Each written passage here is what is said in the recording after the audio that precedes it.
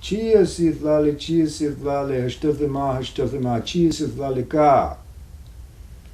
Hino nasiano, ishpi upalashke, ishpi upalashke, ishminti polacha, ishpi upalashke.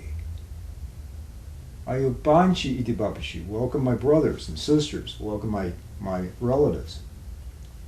This is another series in the sermons of the Native American Church of the Ghost Dancers.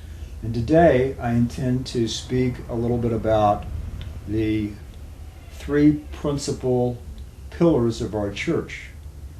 And just like there are three hearthstones in a Native American hearth, there are three principal pillars in our church.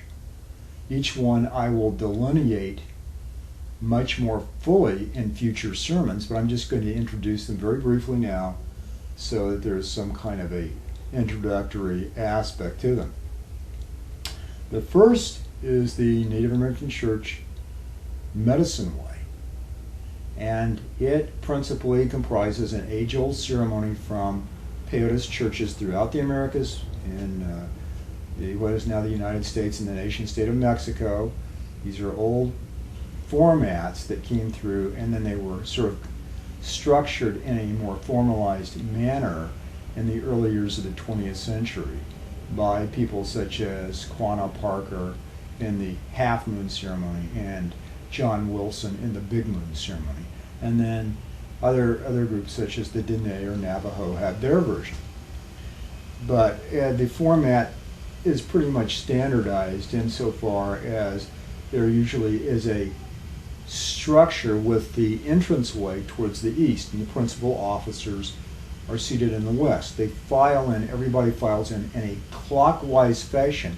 They always move in this Dio-seal fashion, which is the order of the direction of the sun. They follow the direction of the sun. The principal officers are normally the Hatakina or roadman, which I'll explain why he's called that and who he is more thoroughly in a future sermon. And to the north, or on his left, is the drum man. To the right is the cedar man, or to the south. And to the just inside the doorway on the northeast position is the fireman. He attends to the fire. The drum man tends to the water drum and ties up the water drum. The water drum, by the way, is usually made in the form of a cast iron or ceramic kettle without handles, and it's tied up with 7 posts or 7 stones that tie it up. In the center of the water drum, it's filled up with about 4 inches of water, and 3 flint objects are placed in there to channel the lightning, the water, and the air, and then the sound is the thunder from the drum. It's tied up in a special way so that it's taught throughout the nightly ceremony, which comprises the whole night, as well as being tied in this heptagonic or heptagrammic 7-pointed star configuration.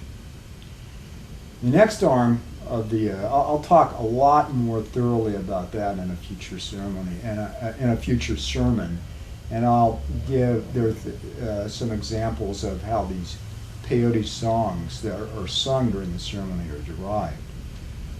The next arm of the church is the ghost dancing, which was a pan-indigenous ceremony throughout the Americas for thousands of years. It was conducted principally in these plazas in Mesoamerica and the Mississippi Valley, and in the plateau area, it's very famously was conducted by the ghost dance prophet Wovoka during the last part of the 19th and early part of the 20th century. And Wovoka principally derived the dance from the Naraya ceremony, or the circle dance of the Shoshone people, the Paiute Shoshone people. He was also moderately affected by John Slocum's Shaker group when he would go to Oregon to visit some of his Ute and Paiute relatives who were involved in that group in the Oregon area. The last pillar of the church that forms the central column is that of Indian Masonry, Shakta Horse Masonry and Indian Masonry, which was formally, probably the oldest formally established ritual tradition in the United States. It was formally established in 1848 in Indian Territory and subsequently recognized by all the lodges of Masonic lodges throughout the world. And it principally acted as a bastion of protection for Indian ritualism in the latter part of the 18th and 19th century, when there was a huge move to repress and exterminate Indian Native American traditions and ethnicities. So those are the three principal arms to our church and organization, which I will be speaking a great deal more about each one of these in sermons in the future. Achukma Rishanyashke, Nanayahosh, Ishnawashke, Ikebabishi, Nanayahosh.